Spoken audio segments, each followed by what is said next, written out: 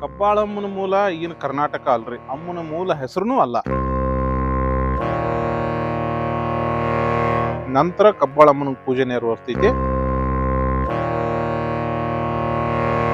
ಈ ಕೋಟೆಯನ್ನ ಹೈದರ್ ಅಲಿ ಆಗ್ಲಿ ಅಥವಾ ಟಿಪ್ಪು ಸುಲ್ತಾನ್ ಆಗ್ಲಿ ಕಟ್ಸಿದ್ದಲ್ಲ.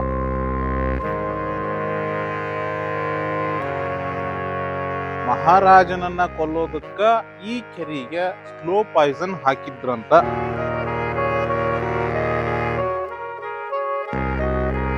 ಕಬ್ಬಾಳಮ್ಮನಿಗೆ ಕಳ್ಳ ಮಾಡಿದಂತಹ ಸೇವೆ ಅದು ಈಗಲೂ ಇದೆ. ಅಂತಹ ಉಪಕಾರವನ್ನ ಕಳ್ಳನಿಗೆ ಕಬ್ಬಾಳಮ್ಮ ಏನ್ ಮಾಡಿದ್ಲು ಅಂದ್ರೆ,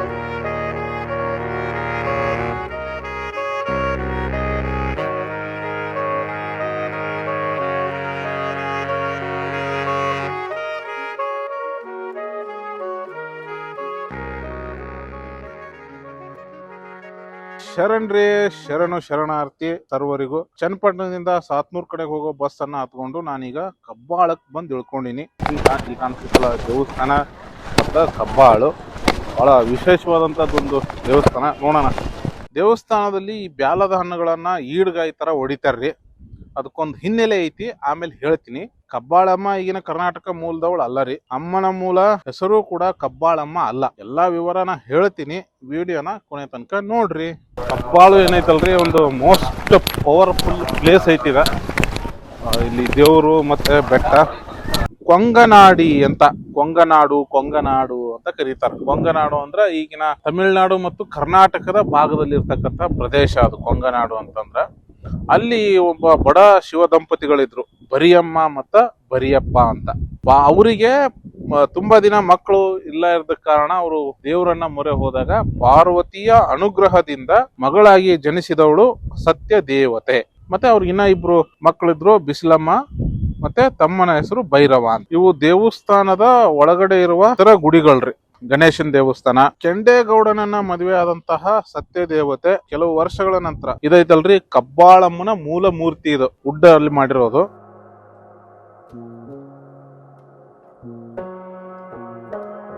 ಪಕ್ಕದಾಗ ಇರತಕ್ಕಂತಹ ಸುಬ್ರಹ್ಮಣ್ಯ ದೇವಸ್ಥಾನ.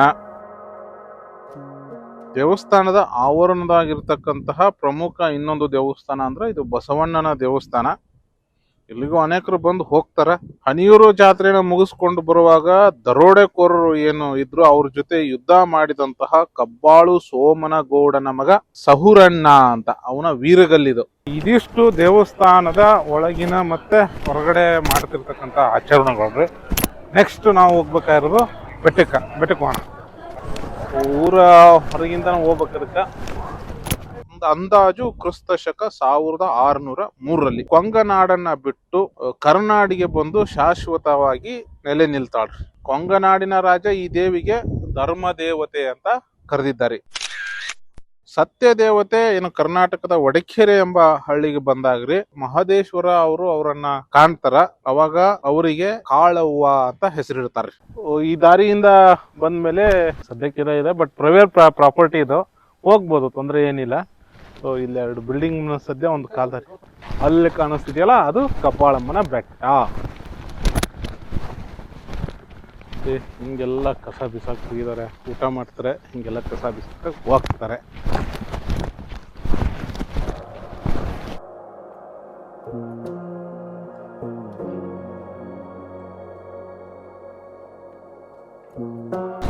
ಅಲ್ಲೂ ಗಣಿಗಾರಿಕೆ ನೋಡ್ರಿ ಹೆಂಗ್ ಹೊಡೆದಾರ. ಇಲ್ಲೂ ಗ್ರಾನೈಟು ಹೊಡೆದಾಕ್ಬಿಟ್ಟವ್ರೆ. ದಾರಿ ಏನದೇ ಗೊತ್ತಾಗ್ತಿಲ್ಲ, ಹಂಗೆ ಹೊಡೆದಿದ್ದಾರೆ ನೋಡ್ರಿ. ಅಲ್ಲಿ ಕಾಣಿಸ್ತಾಗ ಬೆಟ್ಟ ಹೋಗ್ಬೇಕು. ದೊಡ್ಡ ಒಂದು ಬೆಟ್ಟ ಇದು. ಇದನ್ನ ಹೊಡೆದು ಅದನ್ನ ಅಗದು ಬಗದು ಗಣಿಗಾರಿಕೆ ಮಾಡ್ಯಾರ್ರಿ. ಮುಂದೆ ಹೋಗ್ಬೇಕು. ಹಿಂಗ ನೋಡೋನ್ ದಾರಿ ಐತಿ ಇಲ್ಲಿ.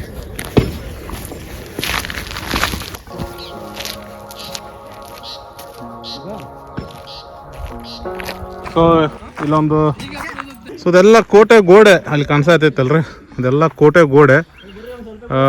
ಇದು ಲಾಸ್ಟ್ ಒಂದು ಶಾಪ್ ಇದು.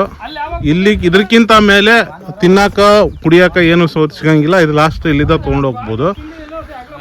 ಅದ್ರ ಎದುರಿಗೇನ ಕೋಟೆ ಲಿಂಗೇಶ್ವರ ದೇವಸ್ಥಾನ ಅಂತ ಒಂದು ಐತಿ ಇಲ್ಲಿ. ಕೋಟೆ ಲಿಂಗೇಶ್ವರ ಕಬ್ಬಾಳ ಬೆಟ್ಟಕ್ಕೆ ಹೋಗುವಂಥದ್ದು ಬೇಸ್ ಪಾಯಿಂಟ್ ಇದು. ಇಲ್ಲಿಂದ ಒಂದು ಪೂಜೆ ಮಾಡಿಸ್ಕೊಂಡು ಕಬ್ಬಾಳ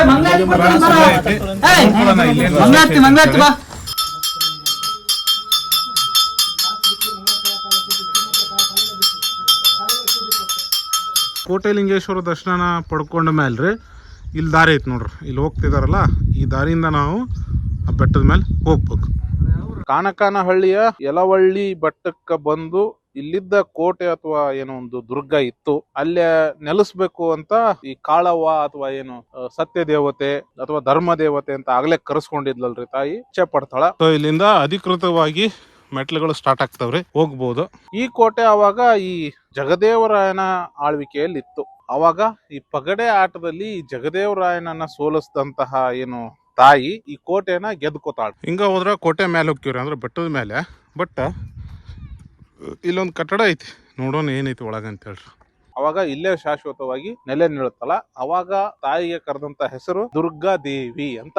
ಒಂದ್ಸಾರಿ ಒಬ್ಬ ಕಳ್ಳ ಏನು ಆಭರಣಗಳನ್ನೆಲ್ಲ ಕದ್ಕೊಂಡು ಹೋಗುವಾಗ ಜನರಿಗೆ ಸಿಕ್ಕಾಕೋತಾನ. ಅವನನ್ನ ಕೋಟೆಯಿಂದ ತಳ್ಳಿ ಸಾಯಿಸ್ಬೇಕು ಅಂತ ಜನ ತೀರ್ಮಾನ ಮಾಡಿ ಕರ್ಕೊಂಡು ಹೋಗ್ತಿರ್ತಾರ. ಕಳ್ಳ ಈ ದೇವತೆಗೆ ಬೇಡ್ಕೋತಾನ, ನನ್ನನ್ನ ಕಾಪಾಡು, ಬದುಕಿಸು ಅಂತ ಒಂದು ಹರಕೆ ಕೂಡ ಹೊರತಾನ್ರಿ. ಮೋಸ್ಟ್ಲಿ ಕೋಟೆಗೆ ಮೊದ್ಲು ಇದ್ದಿದ್ದ ದಾರಿ ಇರ್ಬೇಕಿದು, ಹಿಂಗ್ ಹೊಕ್ಕೈತಿ. ಬಟ್ ಈಗೆಲ್ಲ ಯೂಸ್ ಮಾಡ್ತಿಲ್ಲ, ಅದೇ ಬೆಳೆದೈತಿ. ಅದೇ ಮಂಟಪದ ಹತ್ರ ಅದೇನಿಲ್ಲ, ಎಲ್ಲ ಪಾಳ ಬಿದ್ದಿದೆ. ವಾಪಸ್ ಮತ್ತೆ ಬಂದು ಇಲ್ಲಿದೆ ಅಲ್ರಿ, ಈ ದಾರಿಲಿ ಹೋಗ್ಬೇಕು. ಈ ಬೆಟ್ಟ ಸಮುದ್ರ ಮಟ್ಟದಿಂದ 1169 ಮೀಟರ್ ಎತ್ತರದಾಗ ಐತಂತ್ರಿ. ಈ ಬೆಟ್ಟ ಹತ್ತಬೇಕಂತಂದ್ರ ಅದು ಒಂದ ಕಡೆಯಿಂದ ಮಾತ್ರ ಸಾಧ್ಯ. ಅಲ್ಲೂ ಮೆಟ್ಲುಗಳು ಬಹಳ ಕಡಿದಾದವು, ಒಂದೊಂದ್ ಕಡೆ ಬರೀ 6 ಅಂಗುಲ 6 ಇಂಚ್ ಇರ್ತೈತ್ರಿ ಮೆಟ್ಲ. ಅಂತ ಮೆಟ್ಲ ಹತ್ಕೊಂಡು ಹೋಗ್ಬೇಕಾಗಿತ್ತು. ಯಂಗ್ ಟ್ರೆಕ್ ಅಲ್ಲಿ ಇದಾರ. ಏನಮ್ಮ ನಿನ್ನ ಹೆಸರು? ಲಿಖಿತಾ. ಯಾವ್ರು? ಹೌದಾ, ವೆರಿ ಗುಡ್. ಬಾಯ್. ಚಿಕ್ಕ ಚಿಕ್ಕ ಮಕ್ಕಳೆಲ್ಲ ಬೆಟ್ಟ ಹತ್ತಂಗ ಆಗ್ಬಿಟ್ರಪ್ಪ, ಭಾಳ ಖುಷಿ ಆಗುತ್ತೆ ಅವರಲ್ಲಿ ಇಂಥ ಉತ್ಸಾಹನ ನೋಡ್ಬಿಟ್ರೆ. It's amazing.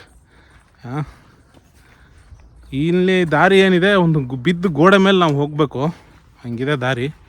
ಮಕ್ಕಳು ಆಕ್ಚುಲಿ ಮೊಬೈಲ್ ಪ್ರಪಂಚವನ್ನ ಬಿಟ್ಟು ಈ ತರ ನೈಜ ಪ್ರಪಂಚಕ್ಕೆ ಬರ್ಬೇಕ್ರಿ.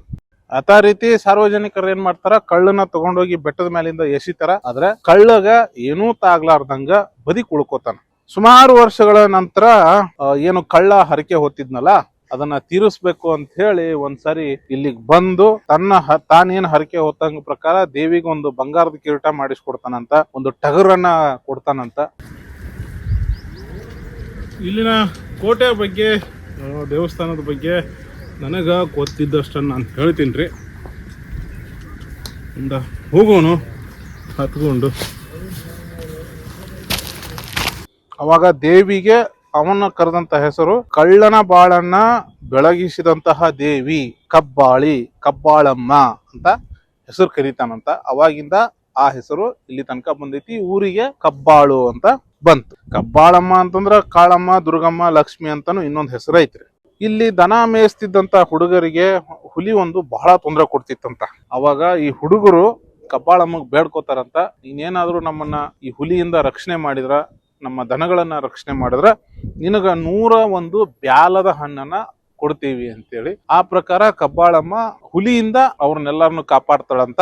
ಅವಾಗಿಂದ ಕಬ್ಬಾಳಮ್ಮನಿಗೆ ಬ್ಯಾಲದ ಹಣ್ಣನ್ನ ಈ ತರ ಈಡ್ಗಾಯಿ ಹೊಡೆಯೋ ಪದ್ಧತಿ ಐತಿ. ಕೋಟೆ ಕೂಡ ಅನೇಕ ಸುತ್ತುಗಳನ್ನ ಹೊಂದಿತ್ತು. ಆದ್ರೆ ಇದು ತುಂಬಾನೇ ಹಾಳಾಗಿದ್ರಿಂದ ಎಲ್ಲೆಲ್ಲಿ ಎಷ್ಟು ಸುತ್ತುಗಳು ಇದ್ವು ಅಂತ ಎಣಸೋಕಾಗ್ಲಿ ಅಥವಾ ಕಾಣಿಸೋದು ಇಲ್ಲ. ಇದೆಲ್ಲ ಐತಲ್ರಿ, ಇದು ಕೋಟೆ ಗೋಡೆ. ಇದು ಇಲ್ಲಿ ಕಟ್ಟ, ಇದೆಲ್ಲನೂ ಕೋಟೆ ಗೋಡೆ. ಇದ್ರ ಮೇಲಿಂದ ನಾವು ಈಗ ಹಿಂಗೆ ಹೋಗ್ಬೇಕು. ಅಲ್ಲೊಂದು ಗೋಡೆ ಐತಿ ಅಡ್ಡ. ಆ್ಯಕ್ಚುಲಿ ಇದು ದಾರಿ ರೀ, ಬಿದ್ದೈತಿ. ಸೊ ಜನ ಎಲ್ಲ ಏನು ಮಾಡ್ತಾರೆ, ಈ ದಾರಿಲಿ ಬರ್ತಾರೆ, ಈ ದಾರಿಲಿ ಬಂದು ಹಿಂಗೆ ಹೋಗ್ತಾರೆ.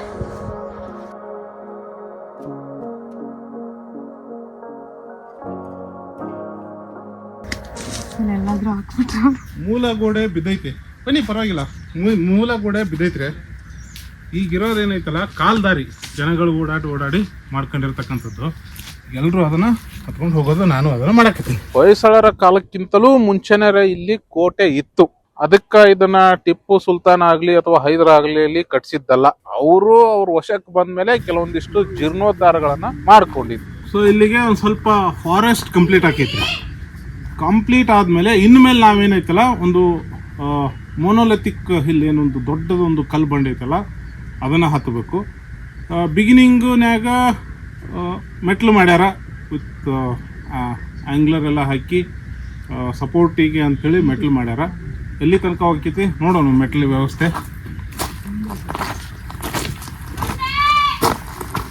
ಹೊಯ್ಸಳರ ಒಂದು 3ನೇ ಬಲ್ಲಾಳನ ಕಾಲದ ಒಂದು ಶಿಲಾಶಾಸನದೊಳಗ ಈ ಊರಿನ ಹೆಸರು ಐತ್ರಿ. ಆ ಹೊಯ್ಸಳರ ಕಾಲದಾಗ್ರಿ ಇದೊಂದು ಮಾರ್ಕೆಟ್ ಆಗಿತ್ತು. ಕಬ್ಬಾಳು ಅನ್ನೋದಿತ್ತಲ್ರಿ, ಒಂದು ದೊಡ್ಡ ಮಾರ್ಕೆಟ್ ಅವಾಗ. ವಿಜಯನಗರ ಅರಸರ ಕಾಲದಾಗೂ ಈ ದೇವಸ್ಥಾನಕ್ಕ ದಾನ ದತ್ತಿಗಳು ಕೊಟ್ಟಿರೋ ಬಗ್ಗೆ ಒಂದೆರಡು ಶಿಲಾಶಾಸನಗಳು ಅದಾವ್ರಿ.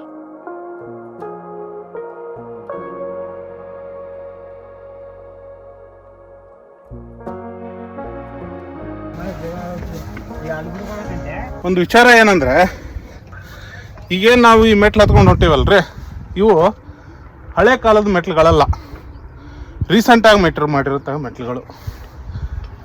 ಹಳೆ ಕಾಲದ ಮೆಟ್ಲುಗಳು ಎಲ್ಲಿದ್ವು ತೋರಿಸ್ತೀನಿ ಬರ್ರಿ, ಅವನು ನಿಮಗೆ ಇಲ್ಲಿ ಕಾಣಿಸ್ತಾ ನೋಡ್ರಿ. ಇವು ಹಳೆ ಕಾಲದ ಮೆಟ್ಲುಗಳು. ಈಗ ನಾನೇನು ಮಾಡ್ತೀನಿ, ಈ ಮೆಟ್ಲ ಮೇಲೆ ಹೋಗೋದಕ್ಕಿಂತ ಇಲ್ಲಿ ಹಳೆ ಕಾಲದ ಮೆಟ್ಲುಗಳಿದ್ವಲ್ಲ ಇಲ್ಲಿ ಹೋಗೋಣ. ಇದು ತುಂಬ ಅಡ್ವೆಂಚರಸ್ ಆಗಿರುತ್ತೆ, ತುಂಬ ಕಷ್ಟದ ಹಾದಿ ಇದು. ಒಂದು ಸ್ಟೀಪಿ ಬಂಡೆ ಮೇಲೆ ಹೋಗಬೇಕು, ಹೋಗೋಣ.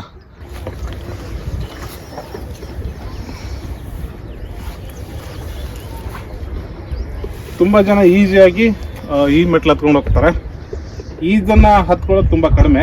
ಹೋಗೋಣ ನಾವು ಈ ಕಡೆ ಹೆಂಗಿದೆ ಅಂತ ನೋಡೋಣ.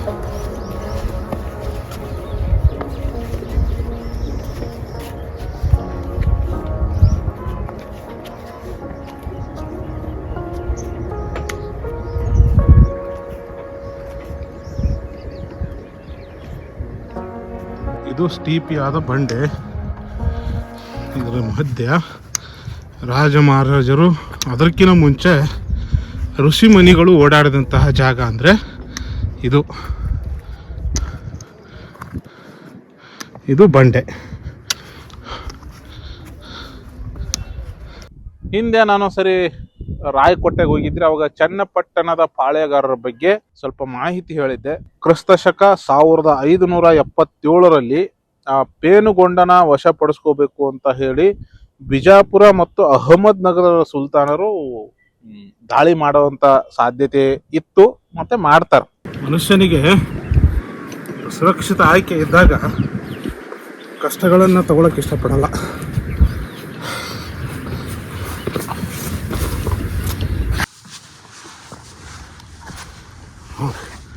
ಈ ದಾರಿಲಿ ನಾವೀಗ ಹಿಂಗೆ ಮೇಲಕ್ಕೆ ಹೋಗ್ಬೇಕು. ಈ ರೀತಿ ಮೆಟ್ಲುಗಳನ್ನ ನಿರ್ಮಿಸಿದ್ದಕ್ಕ ಒಂದು ಇತಿಹಾಸನೂ ಐತ್ರಿ.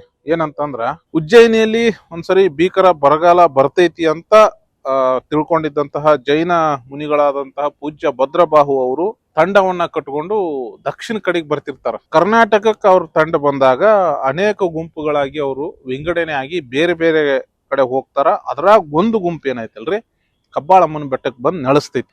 ಬರೀ ಉಳಿ ಏಟಲ್ಲೇ ಈ ಬೆಟ್ಟದ ಮೇಲೆ ಇಷ್ಟು ಮೆಟ್ಲ ಕೆತ್ತಾರ ಅಂದ್ರೆ ಇನ್ನು ನಮ್ಮಂಗೇನಾದ್ರು ಮಷಿನ್ ಇದ್ದಿದ್ರೆ ಅವ್ರು ಇನ್ನ ಏನೇನ್ ಮಾಡ್ತಿದ್ರೋ ಏನೋ. ಕ್ರಿಸ್ತಿ ಶಕ 900ರಿಂದ 1100ವರೆಗಿನ ಆಡಳಿತ ಮಾಡಿದಂತಹ ಗಂಗರ ಆಡಳಿತದಲ್ಲಿ ಇಲ್ಲೇನು ಬಂದು ಜೈನ ಮುನಿಗಳು ವಾಸವಾಗಿದ್ರಲ್ಲ, ಅವರು ಓಡಾಟಕ್ಕ ಅಂತ ಈ ಬೆಟ್ಟದ ಮೇಲೆ ಮೆಟ್ಲುಗಳನ್ನ ಕೆತ್ತನೆ ಮಾಡಿಸಿದ್ರು. ಈ ಬೆಟ್ಟದ ಅರ್ಧ ದಾರಿಗೆ ಬಂದ್ರೆ ಇಲ್ಲೊಂದು ಶ್ರೀನಿವಾಸನ ದೇವಸ್ಥಾನ ಸಿಕ್ತಿತ್ತು ಅಂತ ಮಾಹಿತಿ ಐತಿ. ಬಟ್ ಮೋಸ್ಟ್ಲಿ ಇದ ಇರ್ಬೇಕೇನೋ ಆ ದೇವಸ್ಥಾನ. ಅವಾಗ ಆ ಪ್ರದೇಶವನ್ನ ಕಾಪಾಡ್ಕೋಬೇಕಾಗಿದ್ದಂತಹ ಜವಾಬ್ದಾರಿ ಈ ಜಗದೇವನ್ ರಾಯನ್ ಮೇಲೆ ಬಿದ್ದಿತ್ರಿ. ಜಗದೇವರಾಯ ಹುಟ್ಟ ಹೋರಾಟಗಾರ, ಇಬ್ರು ಸೈನ್ಯವನ್ನ ಹಿಮ್ಮೆಟ್ಟಿಸ್ತಾನ, ಪೇನುಗೊಂಡನ ಉಳಿಸ್ಕೋತಾನ. ಬಹಳ ದಿನದಿಂದ ಯಾರು ಯೂಸ್ ಮಾಡಿಲ್ಲ ಅನ್ಸುತ್ತೆ, ಪೊದೆ ಬಾಕೊಂಬಿಟ್ಟದೆ. ಅಫ್ಕೋರ್ಸ್ ಮೆಟ್ಲು ಹತ್ತಿ ಬಂದಿದ್ರೆ ನಾವು ಇಲ್ಲಿ ತನಕ ಬರ್ತಿದ್ವಿ. ನಾನು ಬಂದಿದ್ದು ಈ ದಾರಿ ರೀ, ಈ ದಾರಿಲೇ ಬಂದೆ. ಇದೈತಲ್ಲ, ಇದು ಬತೇರಿ, ಇದು ಆ್ಯಕ್ಚುಲಿ ಬೆಸ್ಟಿನ್ ಅಂತ ಕರೀತಾರೆ, ಕಾವಲು ಗೋಪುರ. ಬಟ್ ಈಗ ಅಲ್ಲಿ ಯಾರು ಓಡಾಡೋ ಇಲ್ಲ ಅನ್ನೋ ಕಾರಣಕ್ಕೆ ಸುತ್ತು ಹುಲ್ಲು ಬೆಳ್ಕೊಂಡಿದೆ. ಮೆಟ್ಲು ಅಂದರೆ ಅಲ್ಲಿಗೆ ಲಾಸ್ಟು. ಅದೆಲ್ಲ ಊರು, ಕಬ್ಬಾಳಮ್ಮನ ದೇವಸ್ಥಾನ ಊರು, ಅದು ಕಲ್ಲು ಕ್ವಾರಿ, ಅಲ್ಲಿಂದ ಬಂದೀವಿ ರೀ ನಾವು.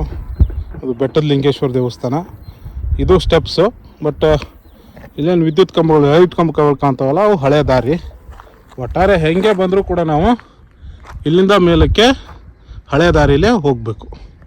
ಹಿಂದೆ ಎಷ್ಟೋ ವಿಡಿಯೋದಾಗ ಹೇಳೀನಿ, ಈ ಥರ ಏನಾರು ಒಳಕಲ್ಲು ಸಿಕ್ಕರೆ ಯಾವುದಾದ್ರೂ ಬೆಟ್ಟದ ಮ್ಯಾಗ ಅಲ್ಲಿ ಏನು ತಿಳ್ಕೊಬೇಕು ಅಂದ್ರೆ ನಾವು ಪೂರ್ವಜರು ಅಂದ್ರೆ ಋಷಿ ಮುನಿಗಳು, ರಾಜರು, ಮಹಾರಾಜರು ಅಂಥವರೆಲ್ಲ ವಾಸ ಮಾಡ್ತಿದ್ರು ಅಂತ ಅರ್ಥ. ಅದು ಜಗದೇವರಾಯನ ಈ ಸೇವೆಯನ್ನು ಮೆಚ್ಚಿದಂತಹ ಅಂದಿನ ವಿಜಯನಗರದ ಶ್ರೀರಂಗರಾಯ ಜಗದೇವರಾಯನಿಗೆ ಗಣಗಿರಿ ರಕ್ಷಕ ಅಂತ ಒಂದು ಬಿರುದು ಕೊಡ್ತಾನ. ಸುಮಾರು 9 ಲಕ್ಷ ಪಗೋಡಗಳ ವರಮಾನ ಇದ್ದಂತಹ ಒಂದು ದೊಡ್ಡ ಪ್ರದೇಶವನ್ನ ಈ ಜಗದೇವರಾಯನಿಗೆ ಬಿಟ್ಟು ಕೊಡ್ತಾನೆ. ಈ ಪ್ರದೇಶ ಏನಿತ್ತಲ್ರಿ, ಇದು ಬಾರಾಮಹಲ್ ನಿಂದ ಹಿಡ್ಕೊಂಡು ಮುಳುಬಾಗ್ಲು, ಪಿರಿಯಾಪಟ್ಟಣ, ಕಾನಕಾನಹಳ್ಳಿ ಅಂದ್ರೆ ಈಗಿನ ಕಬ್ಬಾಳ ಮತ್ತು ಬೂದಿಹಾಳು ಇವೆಲ್ಲ ಆ ಪ್ರದೇಶದಾಗ ಇದ್ದು ರೀ.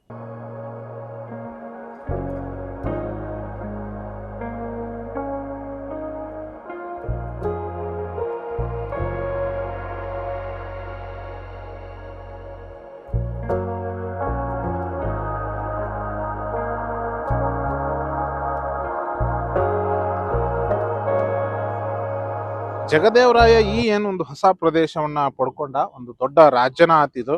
ಸೊ ಇದನ್ನ ಆಡಳಿತ ಮಾಡಬೇಕು ಅಂತ ಹೇಳಿ ಚನ್ನಪಟ್ಟಣ ಅಂದ್ರ ಈಗಿನ ಚನ್ನಪಟ್ಟಣವನ್ನ ಒಂದು ರಾಜಧಾನಿಯನ್ನಾಗಿ ಮಾಡಿಕೊಂಡು ಕ್ರಿಸ್ತ ಶಕ 1580 ಒಂದು ಕೋಟೆಯನ್ನ ಕಟ್ಕೊಂಡು ಆಡಳಿತವನ್ನ ಮಾಡ್ತಾನೆ. ಸಾಕಾಯ್ತಾ? ಇಲ್ಲೊಂದು ವಿಚಿತ್ರವಾದ ಚಿತ್ರ ಐತ್ರಿ. ಇದು ಏನು ಅಂತ ನನಗೆ ಅರ್ಥ ಆಗ್ಲಿಲ್ಲ. ದಯವಿಟ್ಟು ಗೊತ್ತಿದ್ರ ಕಮೆಂಟ್ ಮಾಡಿ ತಿಳಿಸ್ರಿ. ಯಪ್ಪ,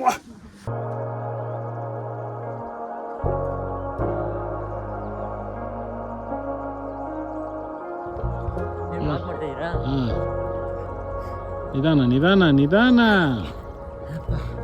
ಹೆಂಗ ಅನಿಸ್ತಿದೆ? ಅಯ್ಯೋ, ನಮ್ಮ ಅಜ್ಜಿ ಮಾತು ಹೇಳಿದ್ರು, ನಮ್ಮ ಅಜ್ಜಿ ಮಾತು ಕೇಳಬೇಕಿತ್ತು. ಜೋಶಲ್ಲಿ ಬಂದ್ಬಿಟ್ವಿ. ಒಂದು ಮಾಹಿತಿ ಪ್ರಕಾರ ಟಿಪ್ಪು ಸುಲ್ತಾನ್ ಈ ಕೋಟೆಯನ್ನ ಕುದುರೆ ಮೇಲೆ ಹತ್ಕೊಂಡು ಬರ್ತಿದ್ನಂತ್ರಿ. ಒಂದ್ ವೇಳೆ ಅದೇನ್ರ ಸತ್ಯನ ಆಗಿದ್ರ ಟಿಪ್ಪು ಸುಲ್ತಾನ್ ಕುದುರೆನ ಮೆಚ್ಚಬೇಕು. ನೋಡಿ ಮೆಟ್ಲು ಇಲ್ಲಿದಾವೆ.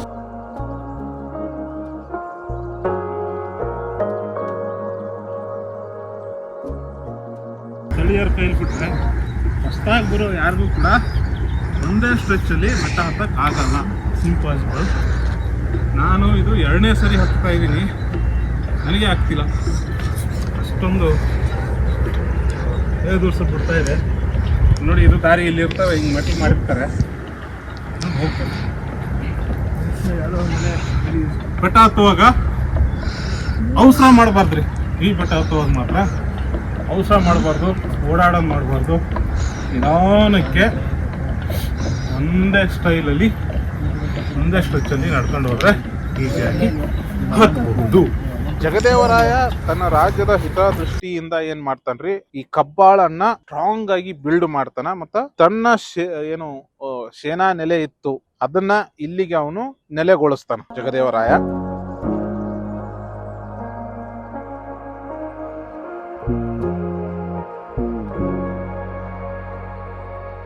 ಇದು 2ನೇ ಗೇಟು, 2ನೇ ಗೇಟು, 3ನೇದು, ಒಟ್ಟಿನಲ್ಲಿ ಇದು ಕೂಡ ಒಂದು ಗೇಟು.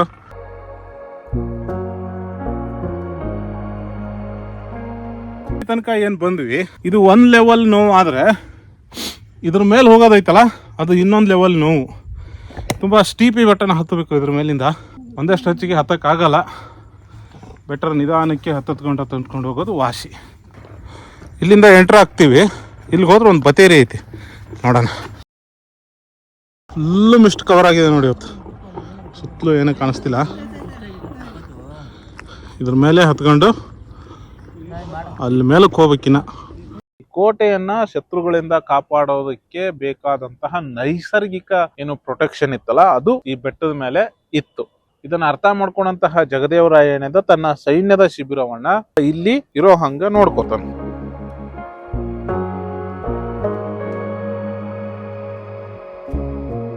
ಕ್ರಿಸ್ತ ಶಕ 1630 ಮೈಸೂರಿನ ಚಾಮರಾಜ ಒಡೆಯರ್ ಅವರು ಈ ಚನ್ನಪಟ್ಟಣವನ್ನ ತನ್ನ ವಶಕ್ಕೆ ಪಡ್ಕೋತಾರ.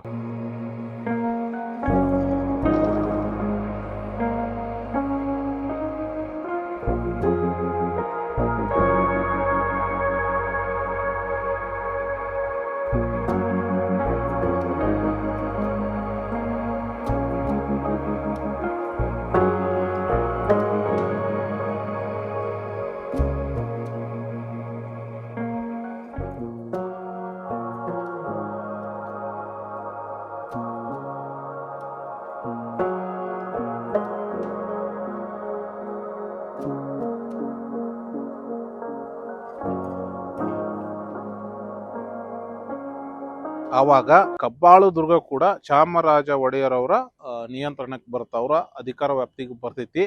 ಚಾಮರಾಜ ಒಡೆಯರ್ ಅವ್ರು ಏನ್ ಮಾಡ್ತಾರ, ಇಲ್ಲಿದ್ದಂತಹ ಚನ್ನಪಟ್ಟಣ ಪಾಳೆಗಾರರ ಸೇನಾ ನೆಲೆ ಇತ್ತಲ್ಲ ಅದನ್ನೆಲ್ಲಾನು ಧ್ವಂಸ ಮಾಡಿ ಮತ್ತೆ ಈ ಕೋಟೆಯನ್ನ ಈ ಬಂದಿಗಳು ಸೆರೆಯಾಳುಗಳನ್ನ ಇಡೋದಕ್ಕೆ ಬಳಸ್ಕೊಳಕ್ಕೆ ಪ್ರಾರಂಭ ಮಾಡ್ತಾರೆ.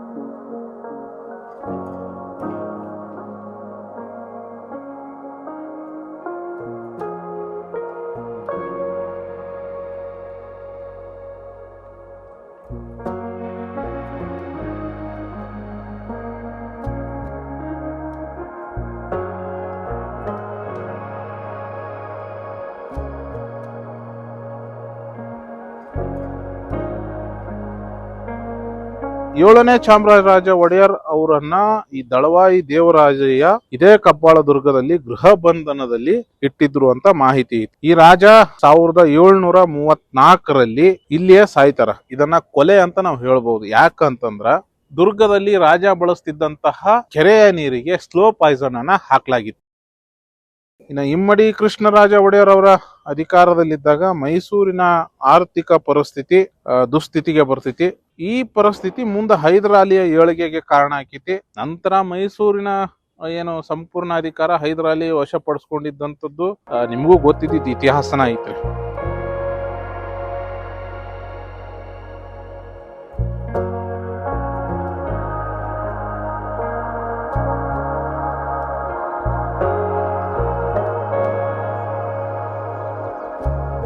ಒಂದು ಮಾಹಿತಿ ಪ್ರಕಾರ ಕಳಲೆ ದೇವರಾಜಯ್ಯ, ಕರಾಚೂರಿ ನಂಜರಾಜಯ್ಯ ಇವ್ರೇನಿದ್ರು ಇವರು ಮೈಸೂರಿನಲ್ಲಿ ಆಂತರಿಕ ಕಲಹನ ಸೃಷ್ಟಿ ಮಾಡಬೇಕು ಅಂತಾನೆ ಹೇಳಿ ಹಿಂಗೆ ಹೋದ್ರೆ ಕನ್ಫ್ಯೂಸ್ ಆಗ್ಬಿಡ್ತೀವಿ. ಆಕ್ಚುಲಿ ದಾರಿ ಇಲ್ಲಿದೆ. ಈ ಹೈದರಾಲಿನ ಕರೆಸ್ಕೋತಾರ್ರಿ. ಈ ಮಾಹಿತಿ ಇರೋದು ದೇವಸ್ಥಾನದ ಒಂದು ಖಾಸಗಿ ವೆಬ್ಸೈಟ್ನಾಗ. ಆದ್ರ ಮುಂದೊಂದಿನ ಹೈದರಾಲಿನ ಈ ದೇವರಾಜಯ್ಯ ಮತ್ತ ನಂಜರಾಜಯ್ಯನನ್ನ ಮೂಲೆ ಗುಂಪು ಮಾಡಿ ತಾನು ಅಧಿಕಾರವನ್ನ ಹಿಡ್ಕೋತಾನ. ಸ್ವಲ್ಪ ದೂರ ಬಂದ್ವಿ, ಹೋಗ್ಬೇಕೀಗ.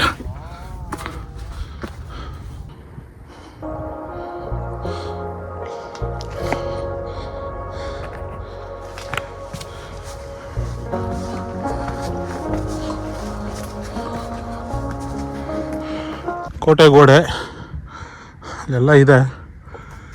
ಇಲ್ಲಿಂದ ನಾವು ಹೋಗ್ಬೇಕು.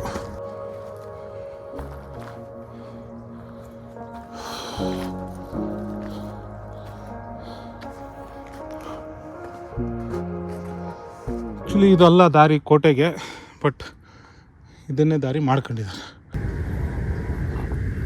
ಇನ್ನೇನು ಪೀಕಿಗೆ ಬಂದೆ ನಾನು. ಆಲ್ಮೋಸ್ಟ್ ಪೀಕೆ ಇದು. ಇದು ಆ್ಯಕ್ಚುಲಿ ನೀರಿನ ಒಂದು ಮೂಲ.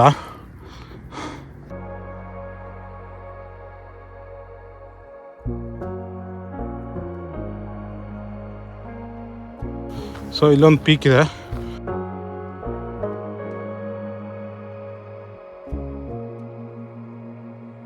ಕೋಟೆಗೆ ಮೇಲಕ್ಕೆ ಬಂದಮೇಲೆ ಒಂದು ಪವಿತ್ರ ಕೊಳ, 2 ದೇವಸ್ಥಾನಗಳು, ಕೋಟೆ ವ್ಯವಸ್ಥೆ ಇದೆ. ಫಸ್ಟಿಗೆ ನಮಗೆ ಸಿಗೋದೆ ಇಲ್ಲೊಂದು ಪವಿತ್ರ ಕೊಳ, ಆದ್ಮೇಲೆ ದೇವಸ್ಥಾನ. The first attraction of the hill or fort is this wonderful water pond.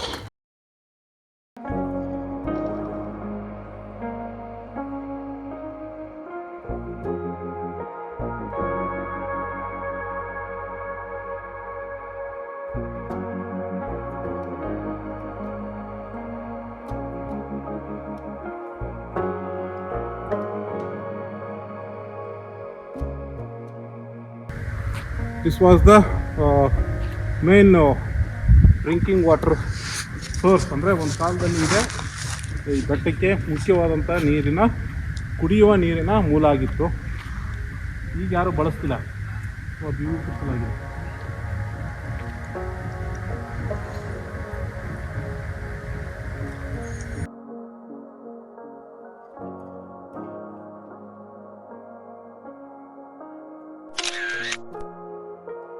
ಈ ಕೆರೆ ದಂಡೆಯ ಮೇಲೆ ಬಂದಾಗ ಒಂದು ಗಮನಿಸಬೇಕಾಗಿದ್ದು ಏನಂಶ ಅಂತಂದ್ರೆ ಫಿಶ್ ಅದಾವೆ, ಡಿಫ್ರೆಂಟ್ ಟೈಪ್ ಆಫ್ ಫಿಶ್ ಅದಾವೆ.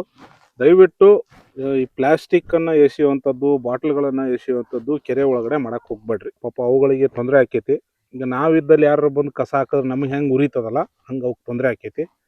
ನಿಮ್ಗೆ ತೋರ್ಸಕ್ಕೆ ಟ್ರೈ ಮಾಡ್ತೀನಿ ಒಂದಿಷ್ಟು ಫಿಶನ್ನು, ಬಟ್ ದಂಡ್ಯಾಗ ಬರ್ತಾವೆ ಕಾಣ್ತವೆ ಇಲ್ಲ ಗೊತ್ತಿಲ್ಲ ನೀರಾಗ. ಈ ಮೀನುಗಳು ಕೂಡ ಇಲ್ಲಿನ ಆಕರ್ಷಣೆ ರೀ, ಆದ್ರೆ ಅವನ್ನ ಯಾರೂ ಗಮನಿಸೋದಿಲ್ಲ, ಅವುಗಳ ಬಗ್ಗೆ ಕೇರೂ ಮಾಡೋದಿಲ್ಲ.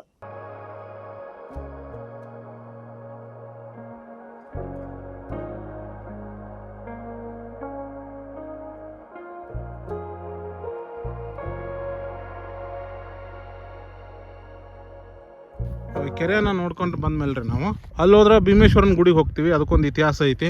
ಅದ್ರ ಕೆಳಗೆ ಹೋದ್ರೆ ಅಲ್ಲಿ ಕಬ್ಬಾಳಮ್ಮಂದು ದೇವಸ್ಥಾನ ಐತಿ, ಅಲ್ಲಿ ಹೋಗೋಣ.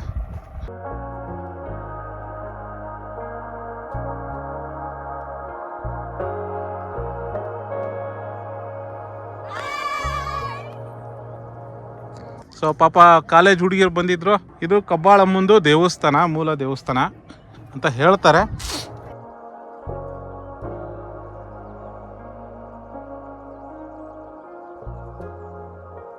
ದೇವಸ್ಥಾನದಿಂದ ನೋಡಿದ್ರೆ ಸರೌಂಡ್ ನೇಚರ್ ಏನು ಬ್ಯೂಟಿಫುಲ್ ಆಗಿ ಕಾಣಿಸುತ್ತೆ ಅಂತೀರಾ, ಅದ್ಭುತವಾಗಿದೆ.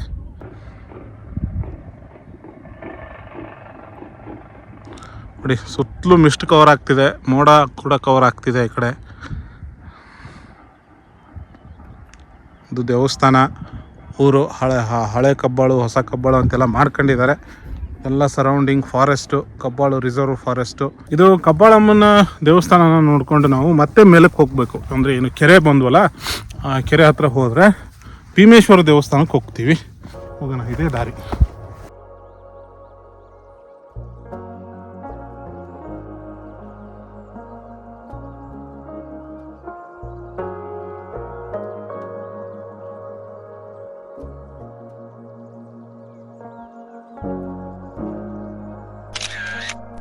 ಒಂದು ಸಾರಿ ಭೀಮೇಶ್ವರ ಅವ್ರಿಗೂ ಮತ್ತೆ ಕಬ್ಬಾಳಮ್ಮಗೂ ಪಗಡೆ ಪಂದ್ಯ ನಡೆಯುತ್ತೆ. ಆ ಪಂದ್ಯದಲ್ಲಿ ಕಬ್ಬಾಳಮ್ಮ ಅವರು ಗೆಲ್ತಾರೆ, ಅಂದ್ರೆ ಕಬ್ಬಾಳಮ್ಮ ದೇವಿಯವರು ಗೆಲ್ತಾರೆ, ಭೀಮೇಶ್ವರ ಅವರು ಸೋಲ್ತಾರೆ. ಪಂದ್ಯಕ್ಕೆ ಇಟ್ಟಿರೋ ಷರತ್ತೇನು ಅಂದ್ರೆ ಈ ಬೆಟ್ಟ, ಅಂದ್ರೆ ಯಾರು ಗೆಲ್ತಾರೋ ಅವ್ರಿಗೆ ಈ ಬೆಟ್ಟ ಅಂತ ಆಗಿರುತ್ತೆ. ಇಲ್ಲೊಂದು ಪಾಂಡ್ ಇದೆ ನೋಡ್ರಿ, ಭೀಮೇಶ್ವರ ದೇವಸ್ಥಾನದ ಎದುರುಗಡೆ ಇದೆ, ಅದೇ ಆ ಭೀಮೇಶ್ವರ ದೇವಸ್ಥಾನ. ಸೊ ಆ ಪ್ರಕಾರ ಕಬ್ಬಾಳಮ್ಮ ಅವರು ಈ ಬೆಟ್ಟವನ್ನು ಗೆಲ್ತಾರೆ. ಆ ಪಗಡೆ ಆಟ ನಡೆದಿರೋ ಸ್ಥಳ ಯಾವುದು ಅಂತಂದ್ರೆ ಇದೇ ಭೀಮೇಶ್ವರ ದೇವಸ್ಥಾನ. ಭೀಮೇಶ್ವರ ದೇವರ ಗುಡಿಯ ಮುಂದೆ ಒಂದು ದೀಪದ ಕಂಬ ಐತ್ರಿ. ಮೋಸ್ಟ್ಲಿ ಇದು ಬಿದ್ದಿರ್ಬೇಕು ಅರ್ಧ. ಸ್ವಲ್ಪ ದೂರದಾಗ ಒಂದು ನೀರಿನ ದೋಣಿ ಐತಿ, ಅದೊಂದು ದೊಡ್ಡದಾದ ಕಲ್ಲಿನ ಕೊಳ. ಇದರ ವ್ಯಾಸ ಸುಮಾರು 100 ಅಡಿ ಅಂತ ಮಾಹಿತಿ ಐತ್ರಿ. ಭೀಮೇಶ್ವರ ದೇವಸ್ಥಾನದ ಒಳಗಡೆ ಬಂದಾಗ ನಮಗೆ ಇಬ್ರು ದ್ವಾರಪಾಲಕರ ವಿಗ್ರಹಗಳು ಸಿಗ್ತವೆ. ಹೆಣ್ಣು ಮಕ್ಕಳು ದ್ವಾರಪಾಲಕರು ಅಂತ. ಸೊ ಒಂದು ಕಥೆಯ ಪ್ರಕಾರ ಏನು ಹಿಂದೆ ಬಲಿ ಪದ್ಧತಿ ಇತ್ತು ಕೆಳಗಡೆ, ಈಗಲೂ ಕೆಲವೊಂದ್ಸರಿ ಮಾಡ್ತಾರೆ. ಆ ಬಲಿಯನ್ನು ಕೊಡೋದು ತುಂಬಾ ಜನ ಏನ್ ತಿಳ್ಕೊಂಡ್ಬಿಟ್ಟಿದ್ದಾರೆ, ಕಬ್ಬಾಳಮ್ಮಿಗೆ ಬಲಿ ಕೊಡ್ತಾರೆ ಅಂತ ತಿಳ್ಕೊಂಡಿರೋದು. ಅದಲ್ಲ, ಬಲಿ ಕೊಡೋದು ಇವ್ರಿಗೆ. ಇದು ಕೋಣನ ಮಾರಮ್ಮ ಅಂತ, ಮತ್ತೆ ಇದು ಮಂತನ ಮಾರಮ್ಮ ಅಂತ. ಇದು ಕೋಣನ ಮಾರಮ್ಮನ ದ್ವಾರಪಾಲಕ ವಿಗ್ರಹ, ಮತ್ತಿದು ಮಂತನ ಮಾರಮ್ಮನ ದ್ವಾರಪಾಲಕ ವಿಗ್ರಹ. ಇದಿಷ್ಟು ಕಬ್ಬಾಳಮ್ಮನ ಸಂಬಂಧಪಟ್ಟಂತಹದ್ದಾದ್ರೆ, ಇನ್ನು ಕೋಟೆ ಇದೆ. ಕೋಟೆ ಸುತ್ತಮುತ್ತಲು ಒಂದಿಷ್ಟು ಐತಿಹಾಸಿಕ ಕಟ್ಟಡಗಳಿದಾವ್ರೆ. ದೇವಸ್ಥಾನದ ಹಿಂದ್ಗಡೆ ಹೋಗ್ಬೇಕು, ಹೋಗೋಣ. ಈ ಭೀಮೇಶ್ವರ ದೇವಸ್ಥಾನದ ಹಿಂದೆ ಬಂದ್ರೆ ನಾವು ಒಂದು ವ್ಯೂ ಪಾಯಿಂಟಿಗೆ ಬರ್ತೀವಿ. ಕಬ್ಬಾಳು ಸ್ಟೇಟ್ ರಿಸರ್ವ್ಡ್ ಫಾರೆಸ್ಟ್ ಇದೆಲ್ಲ, ಅದರ ವ್ಯೂ ಪಾಯಿಂಟ್ ಅನ್ನ ನಾವು ಇಲ್ಲಿಂದ ನೋಡ್ಬೋದು. ಬರ್ರಿ, ಇದು ಭೀಮೇಶ್ವರ ದೇವಸ್ಥಾನ. ಇದ್ರ ಹಿಂದ್ಗಡೆ ಹೋದ್ರೆ ವ್ಯೂ ಪಾಯಿಂಟ್. ಈ ಪುಣ್ಯಕ್ಷೇತ್ರದಲ್ಲಿ ಮೊದಲ ಪೂಜೆ ನಡೆಯೋದ ಈ ಮಾರಿ ದೇವರುಗಳಿಗಿದೆ. ನಂತರ ಕಬ್ಬಾಳಮ್ಮನ ಪೂಜೆ ನೆರವೇರ್ತೈತಿ. ಕಬ್ಬಾಳಮ್ಮ ಅವ್ರಿಗೆ ಕೊಟ್ಟಂತಹ ವಚನ ಅದು. ಪಗಡೆ ಆಟದ ಬಗ್ಗೆ ಬೇರೆಯದ್ದ ಮಾಹಿತಿ ಇತ್ತು, ಅದನ್ನಾಗ್ಲೇ ಹೇಳೀನಿ. ಸೊ ಇದು ಹಿಲ್ ರೇಂಜ್ ರೀ.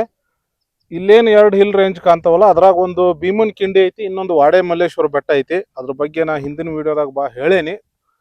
ಸೊ ಹಿಂಗ ಹೋದ್ರೆ ನಾವು ಗವಿ ರಂಗನಾಥ ಸ್ವಾಮಿ ಬೆಟ್ಟಕ್ಕೂ ಹೋಗ್ತೀವಿ. ಇದು ಹಿಲ್ ರೇಂಜ್. ಇಲ್ಲಿ ನಡೆಯುವಾಗ ಭಾಳ ಹುಷಾರಾಗಿಂದ ಇರ್ರಿ, ಯಾರು ಕಾಣಲ್ಲ. ಈ ಕಡೆ ಒಂದು ಪ್ರಪಾತ ಆ ಕಡೆ ಇರೋದು.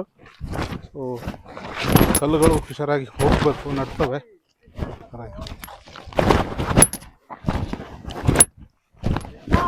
ಇದು ಇಲ್ಲಿರೋದು one of the view point, Bateri ಅಂತ.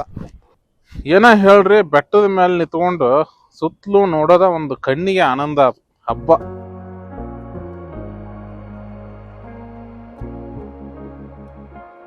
ಸೊ ಇಲ್ಲಿ ಒಂದು ಹಿಸ್ಟೋರಿಕಲ್ ಮೊನ್ಯುಮೆಂಟ್ ಇದೆ.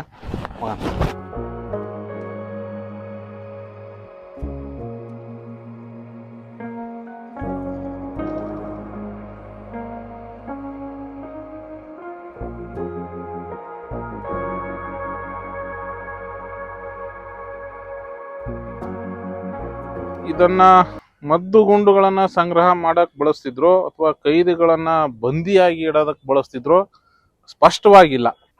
ಇದು ನಿಧಿ ಇದೆಯಾ ಅಂತ ಹುಡುಕಿರಕ್ ಮಾಡಿರ್ತಾರೆ ಪ್ರಯತ್ನ. ಸಿಗ್ತವೆ ನಿಧಿ ಗಿಧಿ ಇಲ್ಲೆಲ್ಲ.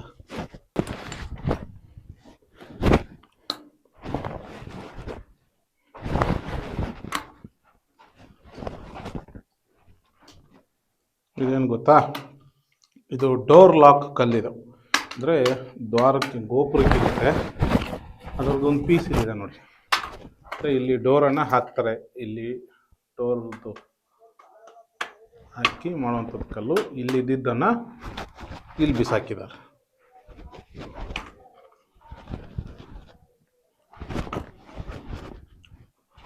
ತುಂಬ ಕತ್ಲು ಇದೆ.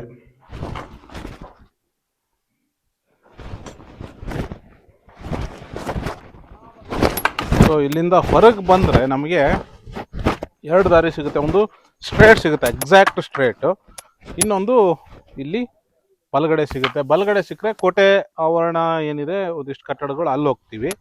ಎಕ್ಸಾಕ್ಟ್ ಸ್ಟ್ರೇಟ್ ಹೋದರೆ ಅದೊಂದು ಸುರಂಗ ಮಾರ್ಗ ಇತ್ತು ಅಂತ ಮೊದಲು.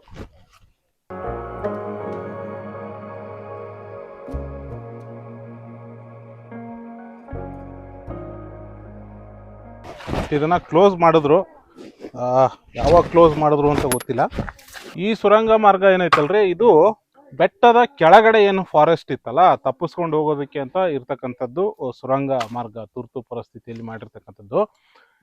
ಬೆಟ್ಟದ ಕೆಳಗೆ ಏನೈತಲ್ರಿ ಫಾರೆಸ್ಟು, ಅದ್ರೊಳಗೆ ಹುಕ್ಕಿತ್ತು ಅಂತ ಕೆಲವೊಂದಿಷ್ಟು ಮಾಹಿತಿ ಐತಿ. ಬಟ್ ಅದು ಯಾವಾಗ ಕ್ಲೋಸ್ ಆಯಿತು, ಯಾರು ಮುಚ್ಚಿದ್ರು ಅನ್ನೋದ್ರ ಬಗ್ಗೆ ಮಾಹಿತಿಗಳ ಕೊರತೆ ಭಾಳ ಐತಿರೋದ್ರಿಂದ ಒಟ್ನಾಗ ಇದು ಒಂದು ಸುರಂಗ ಮಾರ್ಗ ಅಷ್ಟು ಮಾತ್ರ ನಾವು ತಿಳ್ಕೊಬೇಕು. ಮೇಲೆ ಹೋಗೋಣ. ಸೊ ಇಲ್ಲಿಂದ ನಾವು ಇಲ್ಲಿ ದಾರಿ ಸಿಗೈತೆ ನಮ್ಗೆ ಹೋಗಕ್ಕೆ.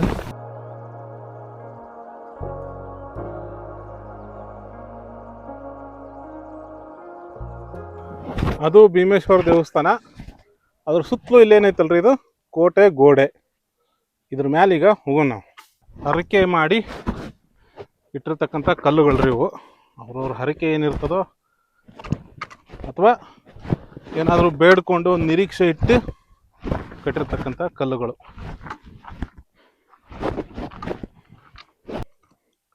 ಇದು ಕಂಪ್ಲೀಟ್ ಕೋಟೆಯ ಕಾಂಪ್ಲೆಕ್ಸ್ ರೀ ಇದು ಸುತ್ತಲೂ.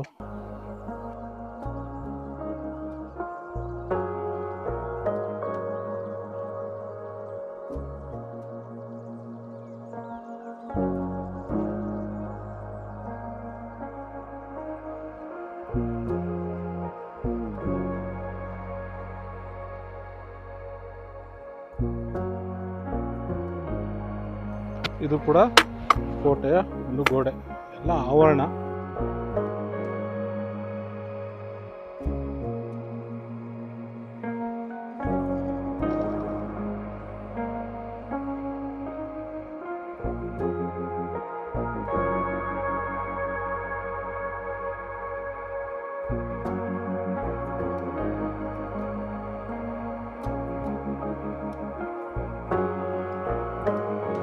ಒಡೆಯರ ಆಡಳಿತದ ನಂತರ ಈ ಕೋಟೆಯನ್ನ ಜೈಲಾಗಿ ಮತ್ತೆ ರಾಜ್ಯದ್ರೋಹಿಗಳಿಗೆ ಮರಣ ದಂಡನೆಯನ್ನ ನೀಡಬೇಕು ಅನ್ನೋದಕ್ಕೆ ಈ ಬೆಟ್ಟದ ಮೇಲೆ ತಗೊಂಡ್ಬಂದು ತಳ್ಳುವಂತ ಕೆಲಸಕ್ಕೆ ಈ ಬೆಟ್ಟನ ಯೂಸ್ ಮಾಡ್ಕೊಂಡ್ರು. ಮುಂದೆ ಹೈದರಾಲಿ ಮತ್ತೆ ಟಿಪ್ಪು ಕೂಡ ಅದೇ ರೀತಿ ಮಾಡ್ತಾರೆ. ಅಲ್ಲೊಂದು ಕಟ್ಟಡ ಇದೆ. ಗುತ್ತಿಯ ಮುರಾರಿ ರಾವ್ನನ್ನು ಕೂಡ ಇಲ್ಲೇ ಸೆರೆಯಾಗಿಟ್ಟು 1779ರಲ್ಲಿ ಕೊಲೆ ಮಾಡ್ತಾರೆ.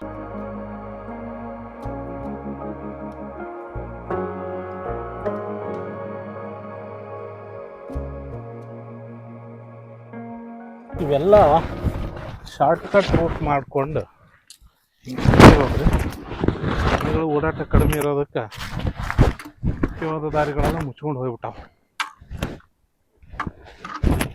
ಇಲ್ಲೊಂದು ನೀರಿನ ಮೂಲ ಐತಿ, ಬಳಕೆ ಇಲ್ಲದಕ್ಕೆ ಅವೆಲ್ಲ ಹಾಳಾಗ್ಯಾವು. ಹೈದರಾಲಿ ಸತ್ತ ನಂತರ ಅವನ ಎಲ್ಲಾ ರಾಜ್ಯ ಸಹಜವಾಗಿ ಅವನ ಮಗ ಟಿಪ್ಪುಗೆ ಸೇರ್ಕೋತೈತಿ. ಟಿಪ್ಪು ಈ ಸ್ಥಳವನ್ನ ಜಾಫರಾಬಾದ್ ಅಂತ ಹೆಸರು ಬದಲಾಯಿಸಿದ್ದ. ಅವನು ಕೂಡ ಅನೇಕ ಖೈದಿಗಳನ್ನ ಇಲ್ಲಿ ಬಂಧಿಸಿಟ್ಟಿದ್ದ. ಅವನ ನಂತರ ಕೋಟೆ ಬ್ರಿಟಿಷರ್ ಪಾಲಾಕಿತ್ತು. ಅಫ್ಕೋರ್ಸ್ ಬ್ರಿಟಿಷರು ಇದನ್ನ ಅಷ್ಟಾಗಿ ಬಳಕೆ ಮಾಡಿಕೊಳ್ಳಿಲ್ಲ. ಮಾನವನ ಹಸ್ತಕ್ಷೇಪದಿಂದ ಪ್ರಕೃತಿ ಕೊಂಚ ಫ್ರೀನೆಸ್ ಅಂದ್ರೆ ವಿನಾಯಿತಿಯನ್ನ ಪಡ್ಕೊಂಡ್ಬಿಟ್ರೆ ಅಥವಾ ಮಾನವನ ಹಸ್ತಕ್ಷೇಪ ಇಲ್ಲದೆ ಹೋದ್ರೆ ಪ್ರಕೃತಿ ಅತಿ ಕಡಿಮೆ ಕ್ಷಣದಲ್ಲಿ ತನ್ನ ಮೂಲ ರೂಪವನ್ನ ಪಡ್ಕೊಂಡ್ಬಿಡ್ತೈತಿ. ಅದಕ್ಕೆ ಒಂದು ಉದಾಹರಣೆ ಈ ಕಟ್ಟಡ ನೋಡ್ರಿ. 2 ವರ್ಷದ ಹಿಂದೆ ಬಂದಾಗ ಇದ್ರ ಒಳಗಡೆ ಎಲ್ಲ ಓಡಾಡಿದ್ದೆ ನಾನು. ಈಗ ಯಾರು ಓಡಾಡ್ತಿಲ್ಲ. ಅಂದ್ರೆ ಮಾನವನ ಹಸ್ತಕ್ಷೇಪ ಇಲ್ಲಿ ಕಡಿಮೆ ಆಗಿರೋದ್ರಿಂದ ಮರ ನೋಡ್ರಿ ಎಷ್ಟು ವಿಶಾಲವಾಗಿ ಬೆಳ್ಕೊಂಡೈತಿ. ಈ ಕಟ್ಟಡದ ಹಿಂದಕ್ಕೆ ಬಂದ್ರ ನಾವು ವ್ಯೂ ಪಾಯಿಂಟಿಗೆ ಬರ್ತೀವಿ. ಇಲ್ಲೊಂದು ವ್ಯೂ ಪಾಯಿಂಟ್ ಐತಿ ನೋಡ್ರಿ, ಕಟ್ಟಡ ಇದೆ.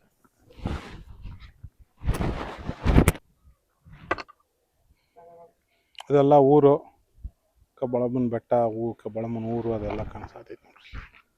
ಇನ್ನೊಂದಿಷ್ಟಲ್ಲಿ ಐತಿಹಾಸಿಕ ಕಟ್ಟಡಗಳದವ್ರ ಮೇಲೆ ಒಂಥರ ಸೋಲಾರ್ ಫಾರೆಸ್ಟ್ ಆದಂಗೆ ಆಗ್ಬಿಟ್ಟೈತಿ, ಹುಲ್ಲು ಆದಂಗೆ ಆಗೈತಿ. ಇನ್ನೊಂದಿಷ್ಟು ಐತಿಹಾಸಿಕ ಕಟ್ಟಡಗಳಿದಾವೆ. ಅಲ್ಲಿ ಹೋಗೋಣ ಮೇಲೆ. ಕಟ್ಟಡ ಕಟ್ಟೋದಕ್ಕೆ ಅಥವಾ ಕಟ್ಟಡ ಕಟ್ಟಿ ಬಿದ್ದಿರತಕ್ಕಂತಹ ಕಲ್ಲುಗಳ್ರಿ ಇವು. ಇದು ನೆಲಕ್ಕೆ ಹಾಸಿರ್ತಕ್ಕಂಥ ಕಲ್ಲಿನ ರಚನೆಯನ್ನು ತೋರಿಸ್ತೈತಿ. ಬೇಸು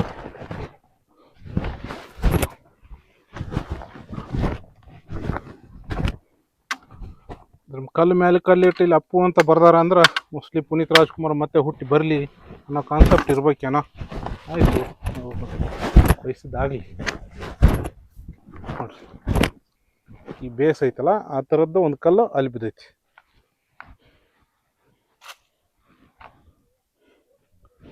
ಅಲ್ಲಿ ಹೋಗ್ಬೇಕು.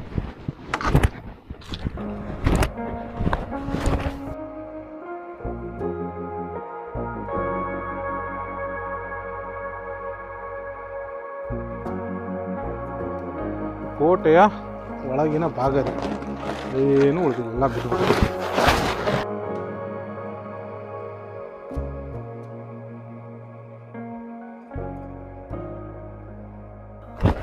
ಸೊ ನಾವು ಮತ್ತೀಗ ಎಲ್ಲಾನು ನೋಡಿಕೊಂಡು ಎಲ್ಲಿದ್ದ ಟ್ರೆಕ್ಕನ್ನು ಸ್ಟಾರ್ಟ್ ಮಾಡಿದ್ವಲ್ಲ ಈಗ ಬರ್ತೀವಿ. ಕೊಳ ಅಣ್ಣ, ನಮ್ಮದು ಬಂದು ಕನಕಪುರ, ಅಲ್ಲೇ ಸಂಟೆಕೋಡಲಿ ಹತ್ರ ಡಿಮ್ದಲ್ಲಿ ಇರಲ್ಪುರ ಅಂತ. ನಾವು ಬೆಂಗಳೂರಿಂದ ಬಂದಿದ್ದೀವಿ, ಅವಾಗ ಬರ್ತೀವಿ. ತುಂಬ ಚೆನ್ನಾಗೈತೆ ಪ್ಲೇಸು. ಎಷ್ಟೆಲ್ಲ ಬಂದು ಬೇಜಾರಾಗಲ್ಲ. ಯಂಗ್ಸ್ಟರ್ ಎಲ್ಲ ಬನ್ನಿ, ಆದರೆ ಜಾಸ್ತಿ ಪ್ಲಾಸ್ಟಿಕ್ನ ಯೂಸ್ ಮಾಡಕ್ಕೆ ಹೋಗಬೇಡಿ. ಫಾರೆಸ್ಟಲ್ಲಿ ಬಂದು ಮತ್ತೆ ಏನೇ ಹ್ಯಾಬಿಟ್ ಇದ್ರು ಅದನ್ನ ಮಾಡಕ್ಕೆ ಹೋಗ್ಬೇಡ್ರಿ. ಸಿಗರೇಟು ಆಗಲಿ ಡ್ರಿಂಕ್ಸ್ ಆಗಲಿ ಬಂದು ಕೈ ಮುಕ್ಕೊಂಡು ನಿಮ್ಗೆ ಎಂಜಾಯ್ ಮಾಡ್ಕೊಂಡು ಹೋಗ್ಬೋದು ಅಂತ ಕೇಳ್ಕೊಂತೀನಿ. ಈಗ ಕೆಳಗೆ ಇಳಿಯೋಂಥ ಟೈಮು ಇಳಿಯೋಣ. ದಯವಿಟ್ಟು ಯುವಕರು ಬಂದಾಗ ತಮ್ಮ ಪೌರುಷವನ್ನ ಎಲ್ಲಿ ಬೇಕಲ್ಲಿ ನಿಂತ್ಕೊಂಡು ತೋರ್ಸಕ್ ಹೋಗ್ಬಿಡಿ. ನೀರ್ಗಿಳಿಯೋ ಮುಂಚೆ ಅದ್ರ ಆಳ ಗೊತ್ತಿದ್ರೆ ಇಳಿಬೇಕು. ಆಮೇಲೆ ಯಾವ್ದಾದ್ರು ಬತೇರಿ ಹತ್ರ ಹೋಗಿ ಫೋಟೋ ತೆಗೆಸ್ಕೊಳ್ಳುವಾಗ ತುಂಬಾ ಹುಷಾರಾಗಿ ಫೋಟೋ ತೆಗೆಸ್ಕೊಳ್ರಿ. ಜರುಗಿದ್ರೆ ಕಷ್ಟ. ಆ ಕಡೆ ಪ್ರಪಾತ ಇದೆ. ಫಸ್ಟ್ ಟೈಮ್ ಯಾರಾದ್ರೂ ಬೆಟ್ಟ ಹತ್ತಿ ಈ ಟ್ರೆಕ್ಕಿಂಗು ಅಂತ ಏನೋ ಅಭ್ಯಾಸ ಇರ್ತದೆ, ಇಲ್ಲದೆ ಹೋದ್ರೆ ಅವ್ರು ಬರೋದು ಸೂಕ್ತ ಅಲ್ಲ. ಸ್ವಲ್ಪ ಬೆಟ್ಟ ಹತ್ತಿ ವಾಕಿಂಗ್ ಮಾಡಿ ಅಭ್ಯಾಸ ಇದ್ರೆ ಬೇಗ ಬರೋರು ಉತ್ತಮ. ಬೆಟ್ಟದ ಮೇಲೆ ಕೋತಿಗಳು ಇರ್ತವೆ, ಹುಷಾರಾಗಿರಿ. ಕೈಲಿ ಚೀಲ ಬಾಳೆಹಣ್ಣು ತಗೊಂಡ್ಬರೋದು ಅಂತದ್ದು ಏನು ಸುರಕ್ಷಿತ ಅಲ್ಲ. ಒಂದು ಬ್ಯಾಗ್ ಇದ್ರೆ ಒಳ್ಳೇದು. ಕುಡಿಯೋಕ್ ನೀರು, ತಿನ್ನೋಕ್ ಲೈಟ್ ಆಗಿ ಏನಾದ್ರು ಫುಡ್ ತಗೊಂಬರ್ರಿ. ಬೆಟ್ಟದ ಮೇಲೆ ಕುಡಿಯೋಕ್ ನೀರು, ತಿನ್ನಕ್ಕೆ ಏನು ಸಿಗಲ್ಲ. ನೀರಿನ ಬಾಟ್ಲಿ ತಗೊಂಡ್ಬಂದಾಗ ದಯವಿಟ್ಟು ಕುಡಿದು ಅದನ್ನ ತಗೊಂಡು ಕೆಳಗಡೆ ಎಲ್ಲಿ ಒಂದು ವ್ಯವಸ್ಥಿತವಾದ ಜಾಗ ಇರ್ತಲ್ಲ ಅಲ್ಲೇ ಎಸಿರಿ. ಕುಡಿದ ಮೇಲೆ ಇಲ್ಲೇ ಎಲ್ಲಿ ಬೇಕಲ್ಲಿ ಎಸ್ದು ಹೋಗುವಂಥದ್ದು ಅಲ್ಲ ಅದು. ಪ್ಲಾಸ್ಟಿಕ್ ಅನ್ನ ಎಲ್ಲಿ ಬೇಕಲ್ಲಿ ಎಸೆಯೋಕ್ ಹೋಗ್ಬೇಡ್ರಿ. ಪರಿಸರ ಮಾಲಿನ್ಯ ಆಗುವಂತಹ ಯಾವುದೇ ಚಟುವಟಿಕೆಗಳನ್ನ ದಯವಿಟ್ಟು ಇಲ್ಲಿ ತಗೊಳಕ್ ಹೋಗ್ಬೇಡ್ರಿ. ಇಷ್ಟನ್ನ ಹೇಳ್ತಾ ಇವತ್ತಿಗೆ ಈ ವಿಡಿಯೋನ ಮುಗಿಸಕ್ ಪ್ರಯತ್ನ ಮಾಡ್ತೀನಿ. ಮತ್ತೆ ಇನ್ನೊಂದು ವಿಡಿಯೋದಾಗ ನಿಮ್ಮನ್ನ ಸಿಗ್ತೀನಿ. ಅಲ್ಲಿ ತನಕ ನೋಡ್ತೀರಿ ಒಂದೊಂದು ಸಣ್ಣ ಯೂಟ್ಯೂಬ್ ಚಾನಲ್. ಸಿಕ್ಕಂತೆ ಸಂಚಾರ. ಜೈ ಕರ್ನಾಟಕ, ಜೈ ಶಂಕ್ರಿ, ಜೈ ಜೈ ಶಂಕರ್.